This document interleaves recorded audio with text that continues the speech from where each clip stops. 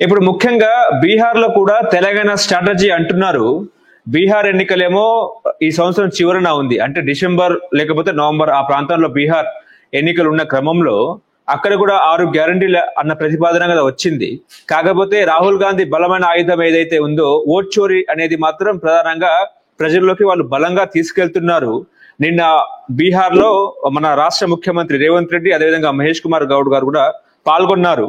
ఏంటి సార్ ఏం చెప్తారు? విజయం దిశగా అక్కడ కూడా అడుగులు వేస్తుందా కాంగ్రెస్ పార్టీ? అంటే ఒకటి బీహార్ లో అక్కడ లోకల్ రాజకీయాల ఆధారంగానే అక్కడ ఫలితాలు వచ్చే అవకాశం ఉంటుంది తప్ప రెండు కూటముల మధ్యనే, ఎన్డీఏ వర్సెస్ ఇండియా కూటమి మధ్యనే. కానీ out of Hyderabad, out of Bihar issues అక్కడ వస్తాయని నేను అనుకుంటలేదు. కాకపోతే మీరు అన్నట్టు 6 గ్యారంటీలు తెలంగాణలో ఇచ్చడం, అట్లనే ఇప్పుడు బీహార్ లో అవి ఇస్తే బాగుంటుందా అని ఒక ఆలోచన చేయొచ్చు వాళ్ళు.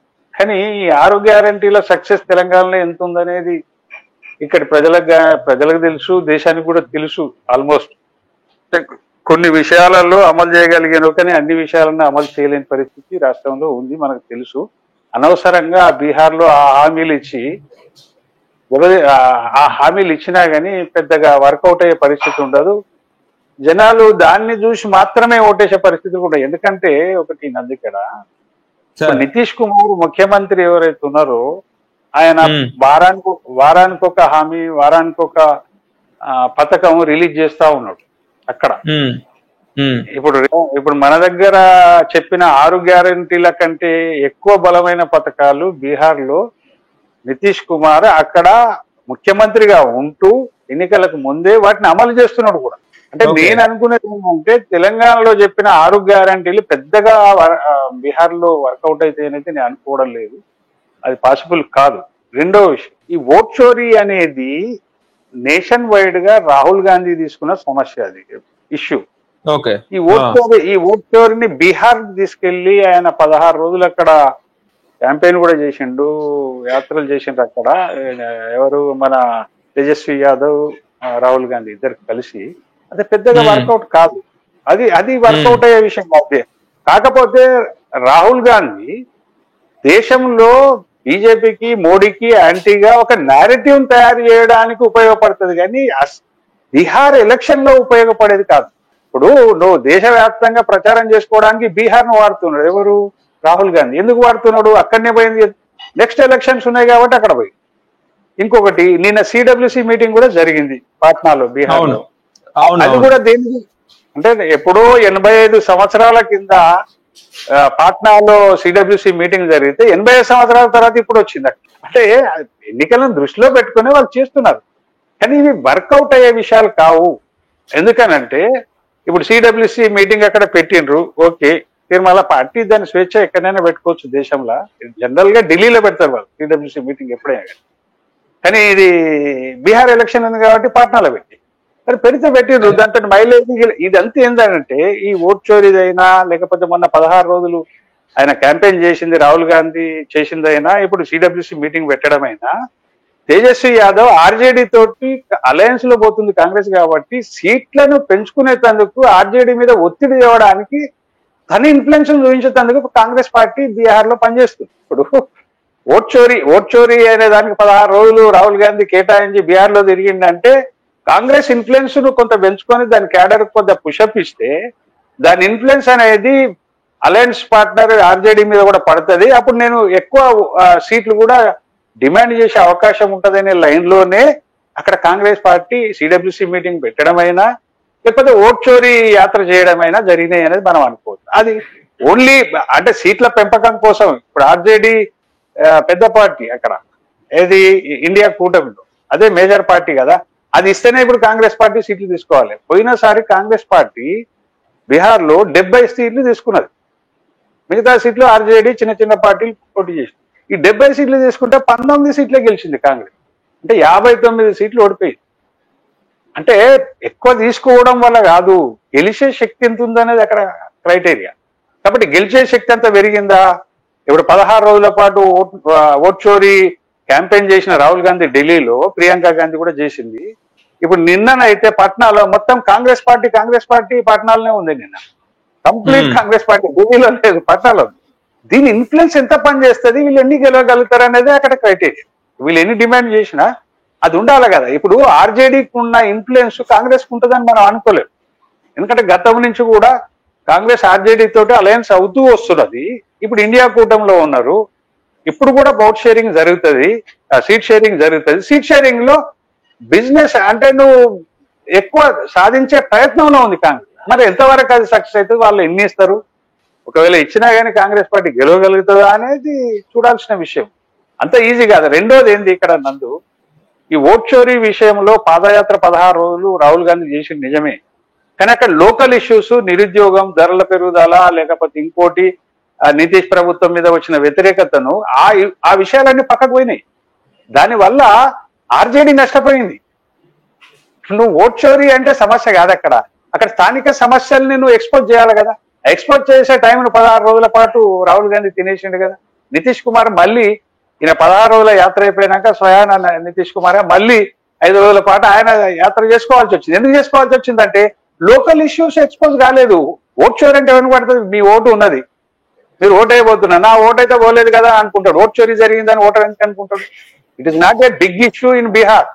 అది అనవసరంగా అన్నెసరీగా రాహుల్ గాంధీ అక్కడ యాత్ర చేసి అక్కడ నితీష్ కుమార్ మీద ఉన్న వ్యతిరేకత విషయాన్ని వెనక్కి నెట్టినట్టే.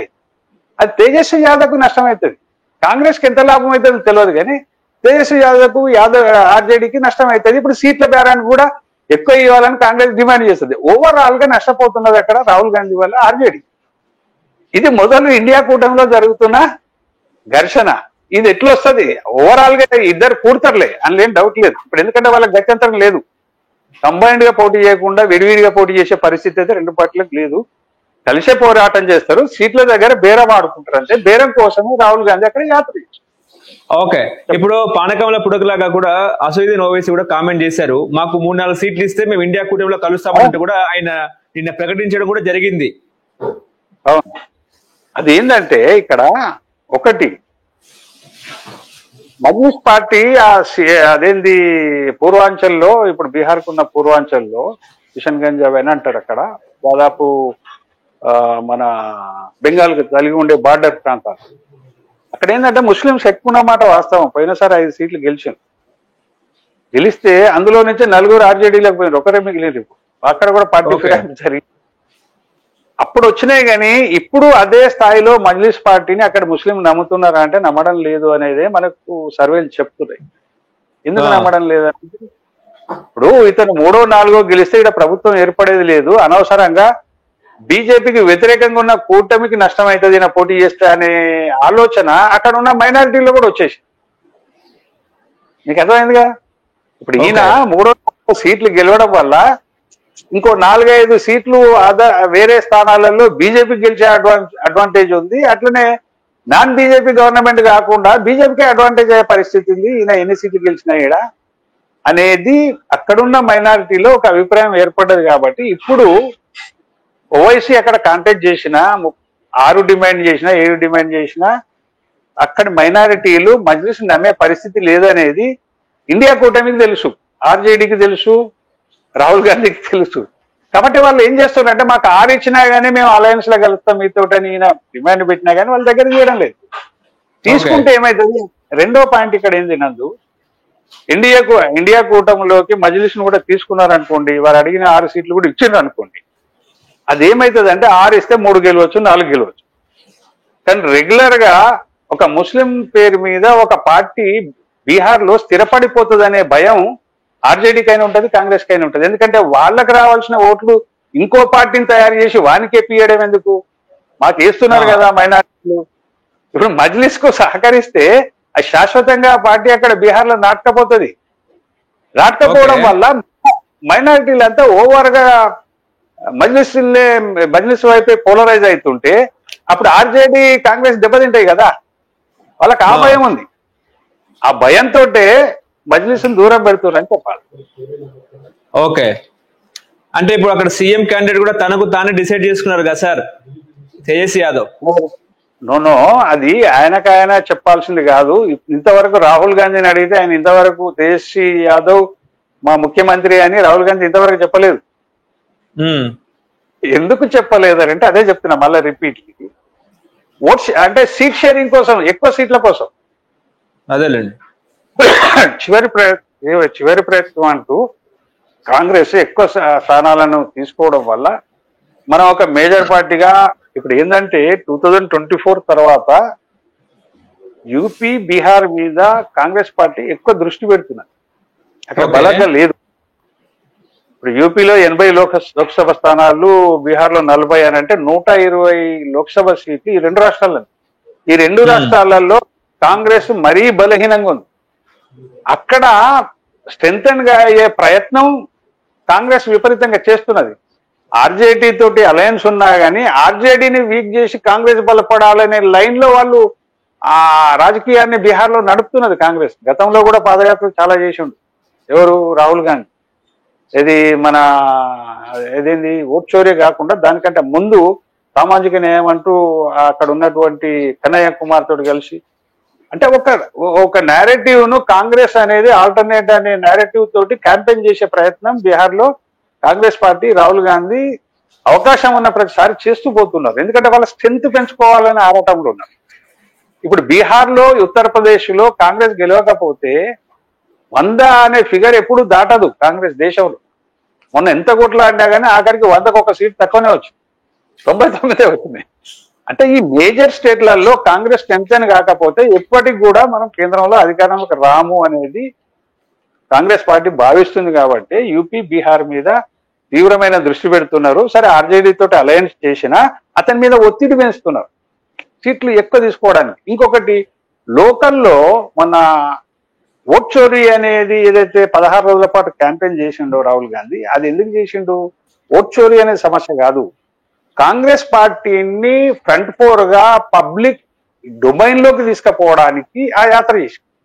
బీహార్లో కాంగ్రెస్ ను యాద్ చేసే ప్రజలు లేరా? మళ్ళీ కాంగ్రెస్ ను ప్రజలు జ్ఞాపకం చేసుకోవాలి, యాద్ చేయాలని అంటే ఏం చేయాలి? ఏదో ఒక పెద్ద క్యాంపెయిన్, మాస్ క్యాంపెయిన్ చేయాలి కదా. అదే ఓట్ చోరీ అనేది. ఓట్ చోరీ అనేది ఆయన లక్ష్యంతో పోయింది కాదు, కానీ ఓట్ చోరీ అనే పేరుతోటి పబ్లిక్ లో పోయినటువంటిది బీహార్. ఎందుకంటే కాంగ్రెస్ ను గుర్తు చేయడం, ప్రజలకు గుర్తు చేయడం, చెయ్యి గుర్తును గుర్తు చేయడం, ఆ వెనకటి కాలాన్ని కాంగ్రెస్ ను గుర్తు చేయడం, తిరిగి పార్టీ క్యాడర్ కాంగ్రెస్ బీహార్లో ఏదైతుందో దానికి బూస్ట్ ఇవ్వడం. అంటే కాంగ్రెస్ క్యాడర్ ఉంటది కదా బీహార్ లో కూడా, ఓడిపోయినా కూడా ఆ క్యాడర్ కూడా బూస్ట్ ఇవ్వడానికి ఆ యాత్ర చేసిండు, ఓట్ చోరీ యాత్ర. అంటే ఓవరాల్ గా బీహార్ ప్రజల దృష్టిలో కాంగ్రెస్ పేరును తీసుకుపోవడం, కాంగ్రెస్ ను గుర్తు చేయడం అనేది అతని ఉద్దేశం. ఆ లక్ష్యం కోసమే ఆయన ఓట్ చోరీ పేరు మీద అక్కడ పాదయాత్ర. కాబట్టి బీహార్లో సాధ్యమైనంత వరకు స్ట్రెంథెన్ కావాలనే లక్ష్యంతో రాహుల్ గాంధీ ప్రయత్నం చేస్తుండు. అందులో భాగంగానే సిడబ్ల్యూసి మీటింగ్ కూడా ఎన్నడూ లేనిది పాట్నాలో మొన్న పెట్టారు. హలో, తెలుగు రాజ్యం ఛానల్ చూస్తున్నారా? సామాజిక, రాజకీయ, జీవన చిత్రణే తెలుగు రాజ్యం. అతిశయోక్తులు, అసత్యాలు ఉండవు. రాజకీయ కోణం కాదు, ప్రజా కోణమే కొలబద్ద. తెలుగు రాజ్యం వీక్షణ మీ ఉత్తమ అభిరుచికి నిదర్శనం.